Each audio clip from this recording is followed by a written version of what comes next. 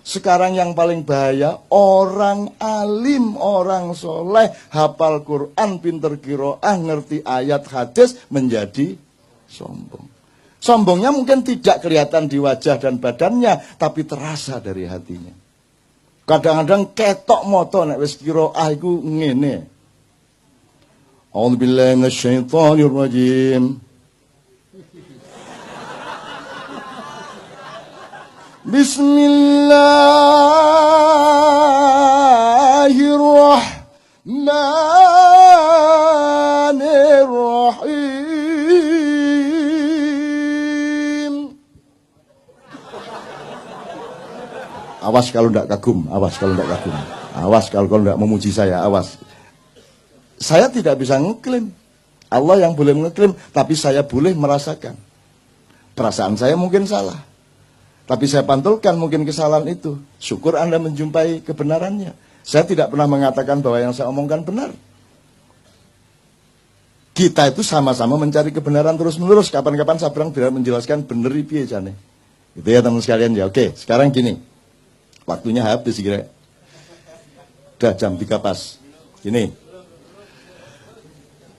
Ada Allah, tidak mengakui Allah. Ada Allah tapi mengingkari Allah. Ada Allah tapi menyekutukan Allah. Itu kan nanti diterjemahkan secara nilai dari filosofi, akidah, filsafat, moral, sampai aplikasi sosial, sampai hukum, sampai segala macam. Kalau seorang hakim memutuskan tok itu tidak ada Allah dalam file pikirannya, itu ketukan palu ateistik. Jelas toh? Kan begitu rumusnya tadi. Karena ini luar biasa. Ini apa namanya? Apa kuwi jenenge? Pra peradilan ini diterima apa tidak? Itu kan penting banget itu. Kalau Allah tidak terlibat di situ berarti ateis gitu ya kira-kira. Sekarang saya tanya, kalau dikebawakan lagi, kalau ada Allah berarti Anda secara moral jujur apa tidak jujur? Kalau ada Allah. Kalau secara ilmu objektif apa tidak objektif? Kalau secara olahraga sportif apa tidak sportif? Kalau secara hukum adil atau tidak adil? Kan sebenarnya sama semua itu. Yang namanya suci itu kalau dalam hukum adil, kalau dalam olahraga sportif itu suci, benar-benar suci. Kalau dalam ilmu objektif, jernih. Kalau dalam kesenian pas ya Ben ya, mana Ben? Kalau pitch-nya do ya do. Kecuali kepentingan estetiknya menyuruh do-nya naik dikit atau turun dikit. Dalam sifat-sifat pentatonik misalnya. Gitu ya.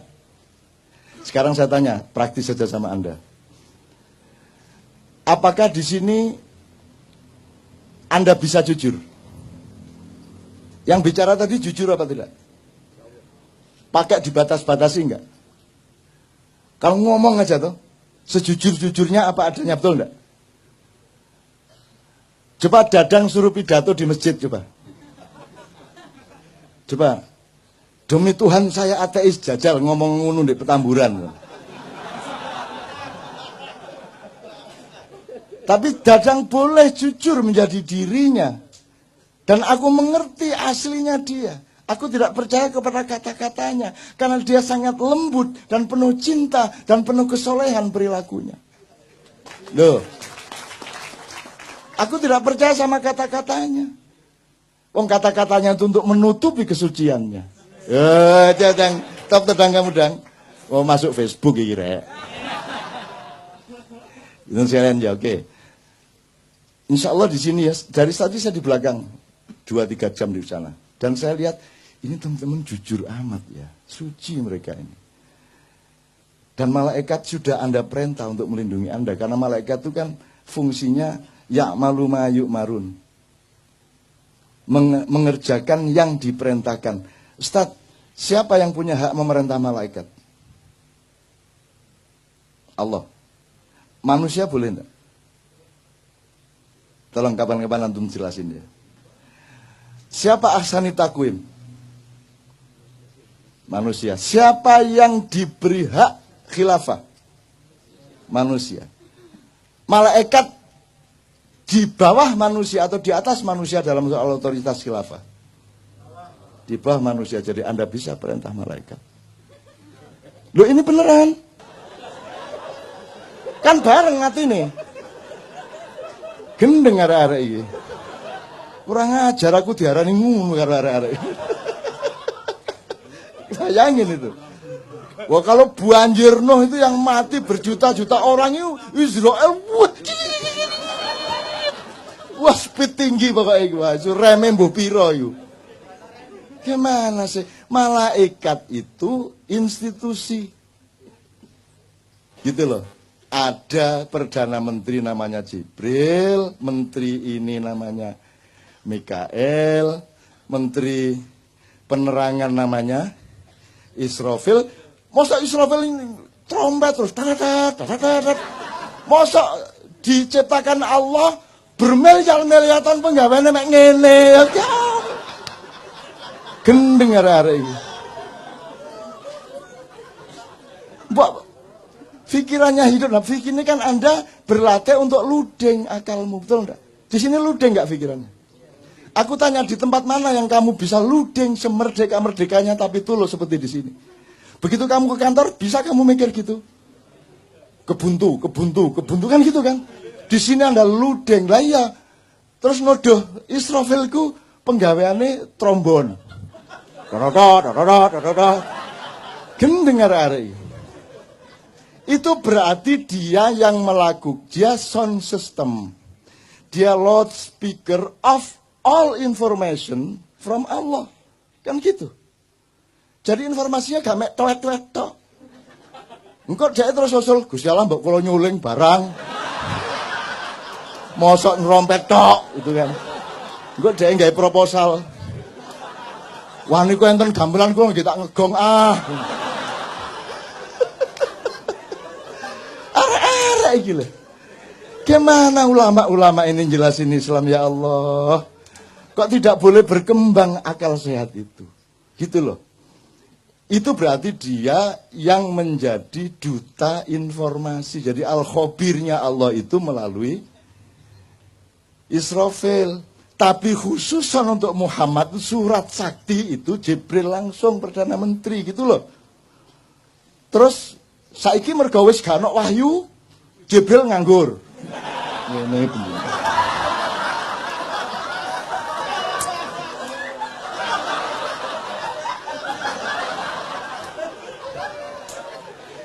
Semiliar tahun ngulat. Wis gak ono nabi ya. Nulung saya dikek akal gak digawe gitu. Jadi Jibril mau manggil karo awakmu iku. Aku mek diarani pensiun mulat. Terus mari ngono main biliar bola 3 kecetak-cetok ijen. Terus mari ngono aerobik. Arek-arek iki. Ndak.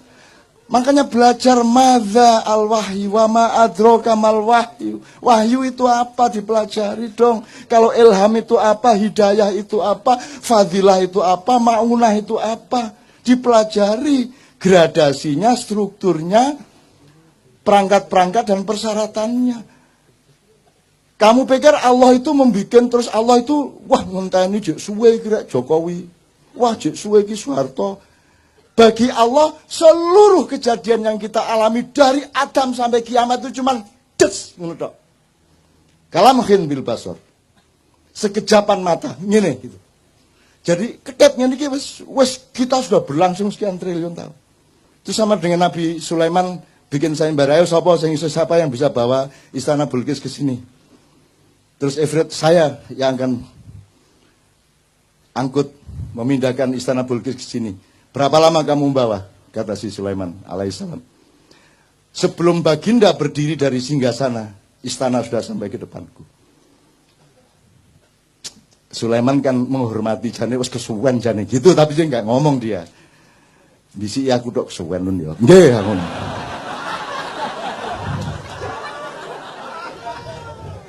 Akhirnya muncullah Asif bin Barkhiyah.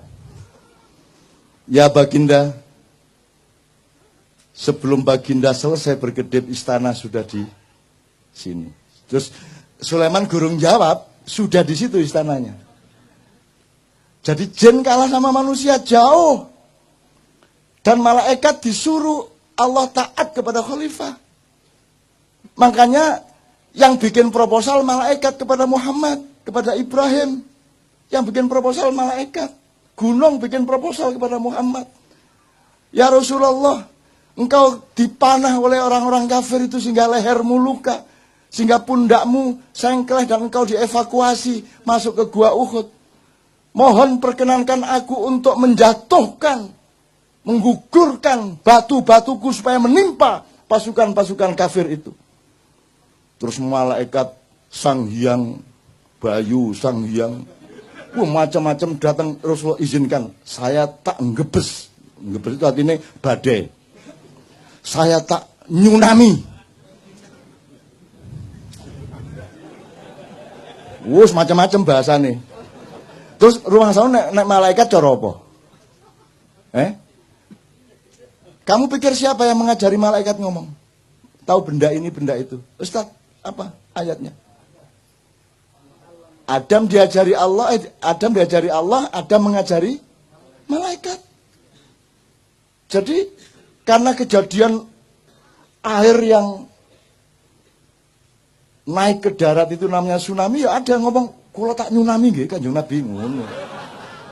Wah, aku krungu dhewe rek. Pokoknya menawarkan bikin proposal mohon izin kepada Muhammad SAW untuk ikut membantu Muhammad menghancurkan orang-orang kafir. Muhammad mengatakan, tolong jangan lakukan. Sebab kalau Allah perintahkan pasti dia juga perintahkan saya, kamu akan saya suruh, tapi jangan lakukan. Karena aku sudah terlanjur mendoakan agar yang melukai saya tadi nanti punya cucu menjadi pemimpin Islam. Gitu loh. Jadi kalau orang utang tidak bayar-bayar, doakan ya Allah, jadikanlah anak dia besok-besok orang yang murah hati memberi uang sebanyak-banyaknya kepadaku. Ngono. Wong ditagih gak kena, ya toh.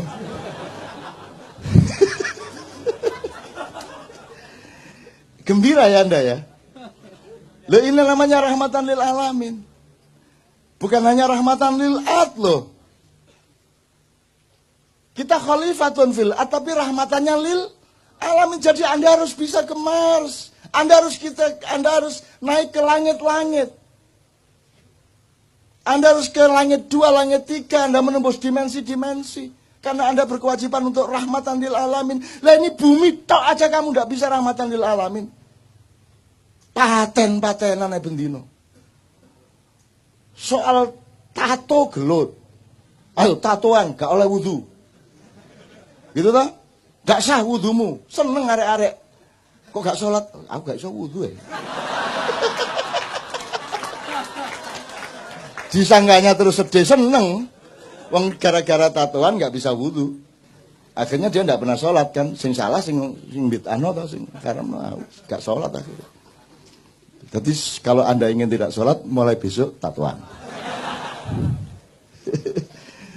Padahal wudhu itu kan bukan urusan kebersihan jasad, tapi kebersihan hidupmu, rohanimu, perilakumu, akhlakmu. Makanya secara simbolik meripatmu dibasuh, karena kamu harus waspada, kamu sering melihat hal-hal yang tidak baik. Begitu juga telingamu, mulutmu, hidungmu, dan seterusnya, kakimu, tanganmu dibasuh karena dia sering melakukan, dibersihkan dari perilaku-perilaku biasa. Kalau yang kentut pantatmu tidak diusap. Masa ana wudu ngene rek. Ngene wudu. Enggak ada. Bal yang kentut siapa? Jadi yang kotor mana? Pantatnya tuh. Nah, jadi ternyata wudu itu bukan urusan kotornya badan. Wong buktinya yang dicuci mukanya. Kalau Anda tidak paham soal ini, lama-lama badanmu bertengkar sendiri. Badanmu, wajahmu begitu diwudhu, aku gak melok ngentut.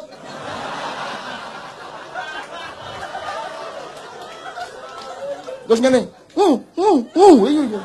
ku, saya lihat itu saya ngentut duduk aku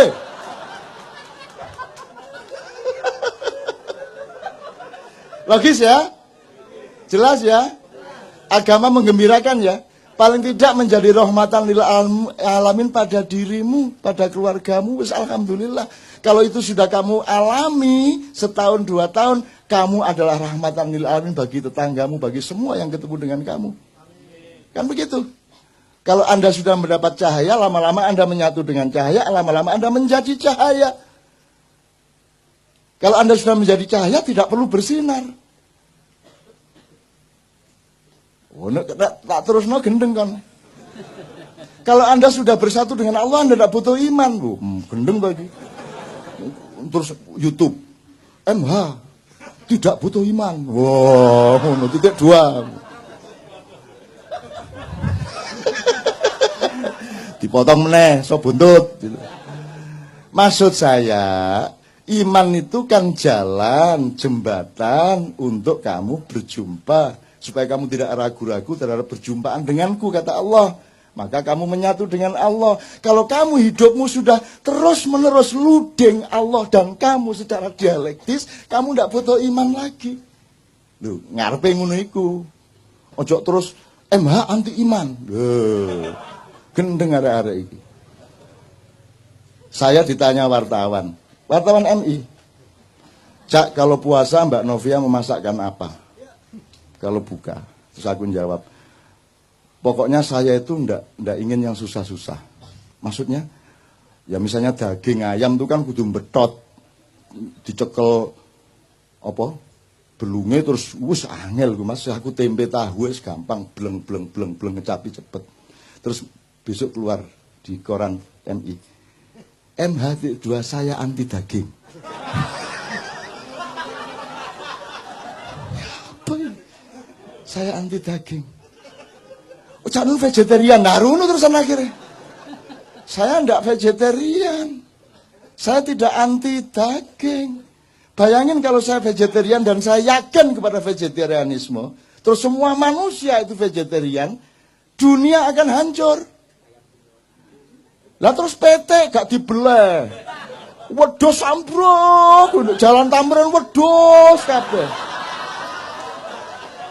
Di Senayan PT petok. Lah ndak boleh disembelih. Dibunuh ndak boleh, sembelih ndak boleh, terus piye? Wes akhirnya overpopulasi, kambing, sapi, kerbau, wes sembarang, burung dara semua. Nggak boleh diapa-apain kok. Jadi kalau vegetarian karena keperluan pribadi ndak ada masalah, tapi jangan dijadikan ideologi. Kalau tak laksanakan bener kan ngeluh dhewe kan ndasmu. Bayangno. Pewete iki. Macet-macet itu petok ubur petok ya apa. Istana iki sine wedhus. Ngarani bose.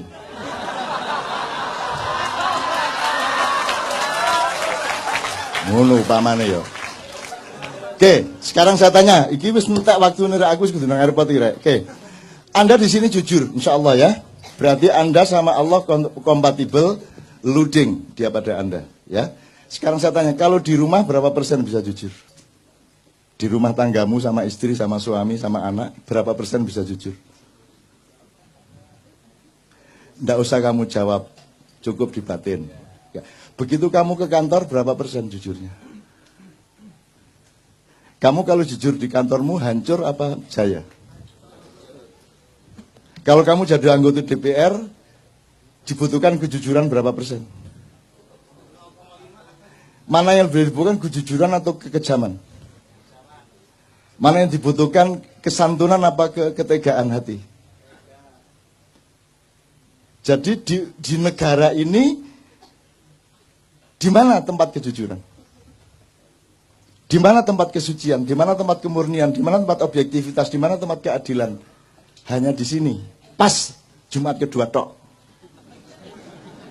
Nanti pulang ya nggawa gak jujure dhewe. Ngerti teman sekalian ya? Bisa Anda teruskan negara yang tidak ada tempat untuk kejujuran. Bisa Anda teruskan. Apa yang salah sebenarnya? Ini negara atau bukan? Ini pemerintah atau bukan? Oke, tak singkat ya, itu jawaban dewe. Sampai kapan kamu bisa meneruskan keadaan seperti ini? Gini aja, terakhir. Salah satu parameternya gini. Parameter orang ingkar sama Allah, parameter orang mentiadakan Allah, menganggap Allah tidak ada, itu salah satunya adalah juga tidak mengakui hakikat ciptaan Allah. Misalnya Allah menciptakan batu, kerikil, kerakal, watu, aki enggak sih? Ya. Fosil kayu ta sakarep enggak sih? Batu mulia itu apa saja?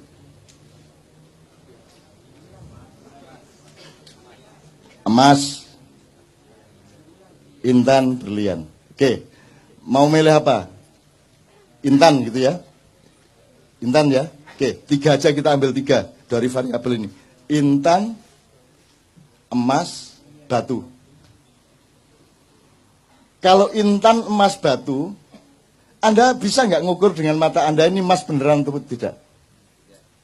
Nggak bisa ya? Ini berlian harganya mahal, itu gimana caranya kamu ngukur? Jadi yang benda kelihatan mata saja Anda tidak bisa ngukur. Sekarang Anda tahu nggak bahwa manusia itu dibikin oleh Allah, ada yang berkualitas batu, ada yang berkualitas tembaga, silver apa namanya, perak, emas, berlian, intan, mutiara. Betul enggak? Percaya enggak Anda? Bahwa ada manusia mutiara. Siapa contohnya manusia mutiara? Muhammadun Basyarun. Laisakal Basyari. Bal huwa yakut bainal hajari. Muhammad itu makhluk. Tapi dia bukan sembarang makhluk. Dia bukan makhluk biasa. Dia adalah mutiara di tengah batu-batu. Tak persingkat ya Mas ya. Sekarang orang ngerti nggak bedanya manusia batu sama manusia mutiara? Diajarkan nggak di sekolahan? Untuk membedakan manusia bermutu dan tidak, diajarkan nggak? Orang sekarang ini, rakyat Indonesia, ngerti nggak bedanya manusia batu sama manusia mutiara? Nah kalau tidak, tolong simulasi. Bangsa yang tidak mengerti bedanya batu dengan mutiara, itu bisa terjadi apa pada mereka? Sebab nanti ada mutiara yang dibuang. Karena toh orang tidak mengerti mutiara. Ada batu yang dimutiara-mutiarakan dengan pencitraan melalui Kompas, Tempo, dan lain sebagainya. Terus Anda semua percaya itu mutiara. Cuman dikasih warna kuning supaya seperti emas dan Anda percaya dia emas.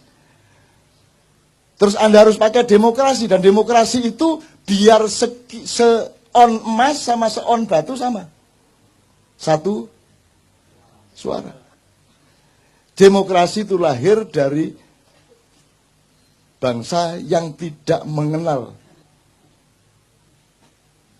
kemutiaraan manusia. Saya enggak provokasi ya. Di Quran itu yang disebut Allah apa? Ini Mas, sudah nikah? Belum. Mbak sudah nikah? Belum. Kok kabeh perawan ya apa? Dono Habib Anis iki.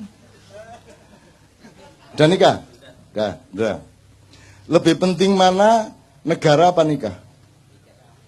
Nikah. Jelas ya? Umumkan tuh kepada setiap orang, bahwa negara kalah penting. Sekarang pilih mana, negaramu bubar atau pernikahanmu bubar?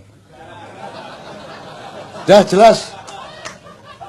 Jadi kamu memberi bobot sesuatu itu mesti ngerti mana emas, mana mutiara, mana batu. Kalau kamu tidak mengerti itu, kamu akan celaka. Lebih parah lagi seterusnya. Nah sekarang ini yang terjadi adalah, untuk apa saya ambil emas mahal, susah nyarinya. Mbok sudah saya ambil batu saja, tapi tak cat seperti emas. Itu yang terjadi.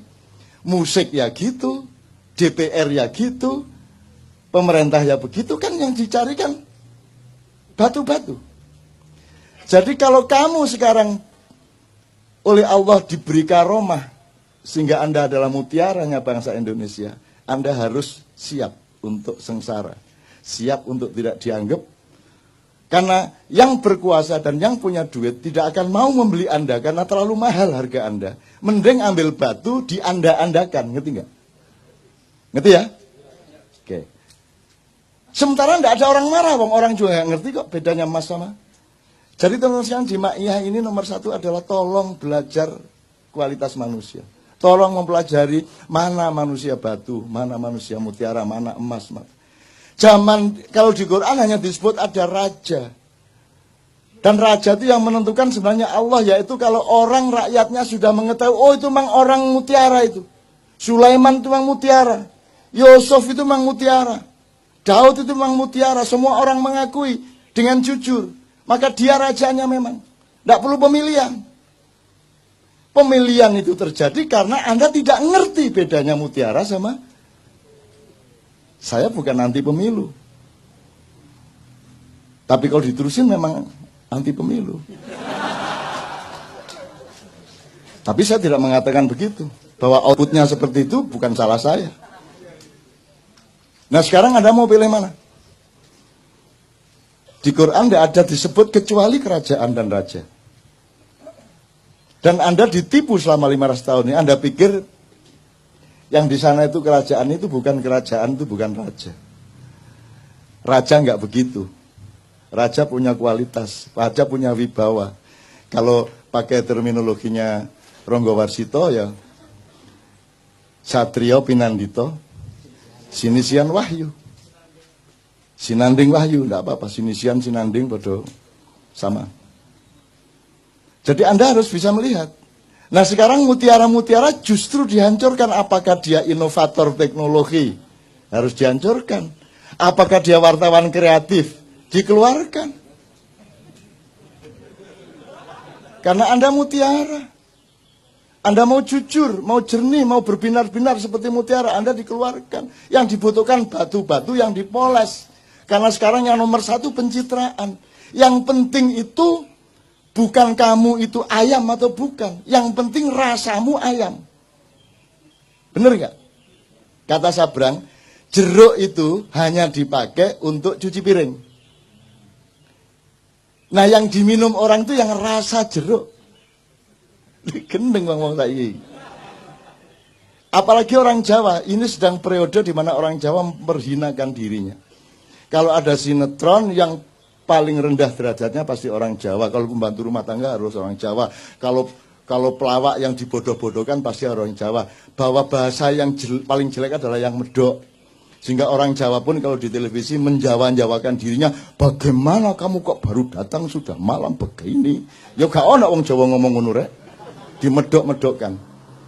Jadi dia bikin jeruk, tanaman, bikin jambu, bikin opo, ternak lele. Engkok nek wis ada jeruk yang bagus disebut jeruk Bangkok. Pokoknya Jawa itu ngelek dewe. Begitu apik nek gak Bangkok, Bombay, apa meneh? Jumbo,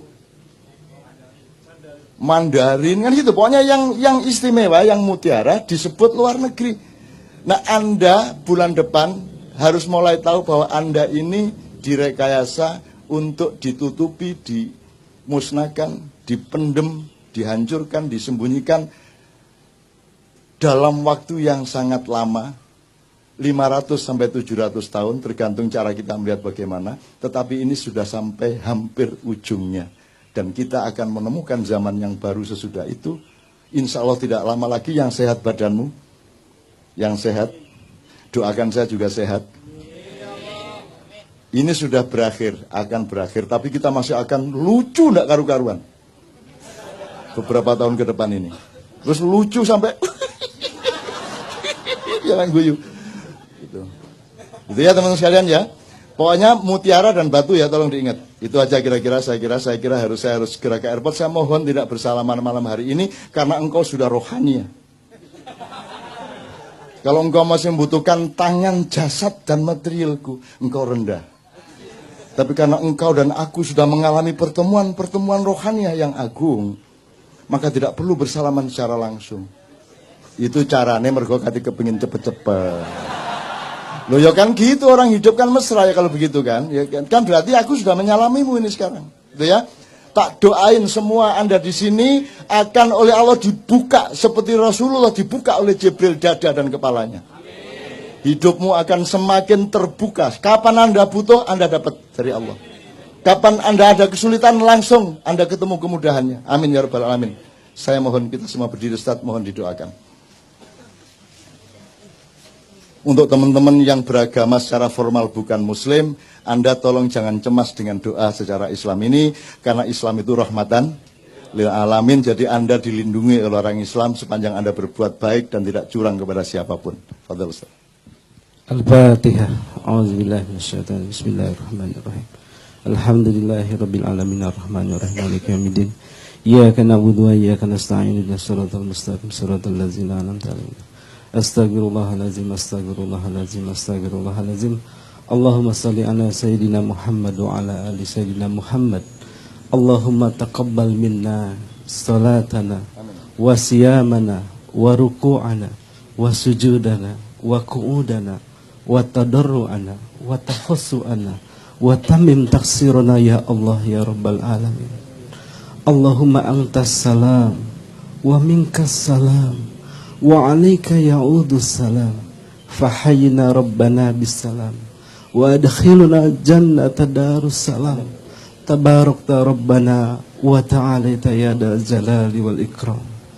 Ya Allah ya Rahman ya Rahim, ya Malik ya Kudus ya Salam, ya Mu'minul Muhaiminul Azizul Jabbarul Qahhar. Wahai pemilik alam semesta raya yang memiliki jiwa-jiwa kami, maka jadikanlah jiwa-jiwa kami yang jauh dari kesan untuk kami membangkang kepadamu. Jadikanlah malam ini malam yang penuh dengan keberkahan, malam yang penuh dengan makna, untuk menghadirkan hidayah kepada kami semua. Ya Allah ya Rahman ya Rahim, ampunilah dosa-dosa kami, dosa kedua orang tua kami, dosa guru-guru kami, dan dosa orang-orang yang menghendaki dosanya diampuni pada malam ini. Oleh karena itu ya Allah, bukakanlah pintu hidayah, inayah, dan karomah kepada kami yang jujur pada malam ini. Ya Allah ya Rahman ya Rahim, karena itu perkuatlah cinta kami kepadamu. Ana uhibbu ilaika ya Rabb, nahnu nuhibbu ilaika ya Rabb. Kami tidak mampu mengukur apa yang kami bisa perbuat untuk kami bisa diterima oleh Engkau. Tetapi yakinlah bahwa pada malam ini kami sesungguhnya mencintai Engkau dengan cara apa yang bisa kami lakukan. Ya Allah ya Rahman ya Rahim, bukakanlah apa yang mesti dibukakan, dan itu baik untuk kami. Tutuplah apa yang mesti ditutup, karena itu tidak baik untuk kami. Ya Allah ya Rahman ya Rahim, di bawah bimbingan pembimbing kami Kiai Cak Nun, insya Allah mudah-mudahan kita semua mendapatkan makna pada hari ini dan dihadirkan kembali dalam satu kehadiran yang penuh dengan keriduan. Amin. Panggillah kami dalam kerinduan yang penuh dengan kerinduan kepadamu ya Rob, untuk kami bisa bertemu denganmu dalam satu ucapan, salamun qaulam mir rabbir rahim. Rabbana zalamna anfusana wa illam taghfir lana wa tarhamna lanakunanna minal khasirin. Irhamna ya arhamar rahimin, irhamna ya arhamar rahimin, irhamna ya arhamar rahimin. Rabbana atina fid dunya hasanah wa fil akhirati hasanah wa qina azabannar. Subhana rabbika rabbil izzati amma yasifun wa salamun alal mursalin walhamdulillahi rabbil alamin. Al-Fatihah. A'udzubillahi minasyaitonir rajim. Bismillahirrahmanirrahim. Alhamdulillahi rabbil alamin arrahmanir rahim maliki yaumiddin iyyaka na'budu wa iyyaka. Teman-teman sekalian, 2 menit. Insyaallah karena Anda sudah mempersembahkan kesucian hati, kejujuran pikiran, kearifan budaya, dan kesabaran mental selama 8 jam penuh untuk umat manusia, untuk bangsa Indonesia, untuk makna rahmatan lil alamin, maka insya Allah Anda sekarang punya hak untuk memohon khusus untuk keperluan Anda pribadi dan keluarga, atau apapun yang menyangkut kehidupan Anda. Bayangkan, renungkan, dan ucapkan di dalam hati masing-masing apa yang Anda perlukan dari Allah. Anda mohonkan kepada Allah, Mudah-mudahan Allah tidak tega untuk tidak mengabulkan, karena Anda telah membuktikan cinta Anda yang luar biasa, kesabaran yang luar biasa demi umat manusia, demi bangsa Indonesia, demi rakyat, dan rahmatan lil alamin. Semua nanti ucapkan kun fayakun supaya Allah mengabulkannya betul. A'udzu billahi minasy syaithanir rajim.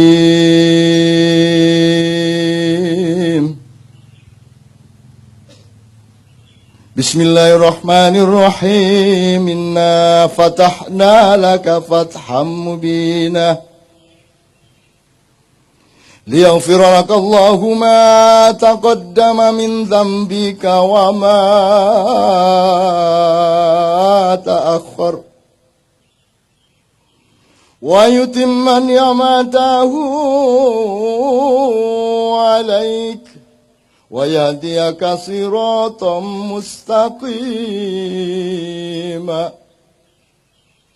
wa yansuraka Allahu nasran aziza. Allahumma salli wa sallim ala sayyidina Muhammad wa ala ali sayyidina Muhammad. Innama amruhu idza arada syai'an ay yaqula lahu. Innama amruhu idza arada syai'an ay yaqula lahu. Innama amruhu idza arada syai'an ay yaqula lahu kun fayakun. Fasubhanalladzi biyadihi malakutu kulli syai'in wa ilaihi turja'un. Rabbana atina fid dunya hasanah wa fil akhirati hasanah wa qina adzabannar. Subhana rabbika rabbil izzati amma yasifun wa salamun alal mursalin walhamdulillahi rabbil alamin. Al-Fatihah. Alhamdulillah minasyaitonir rajim.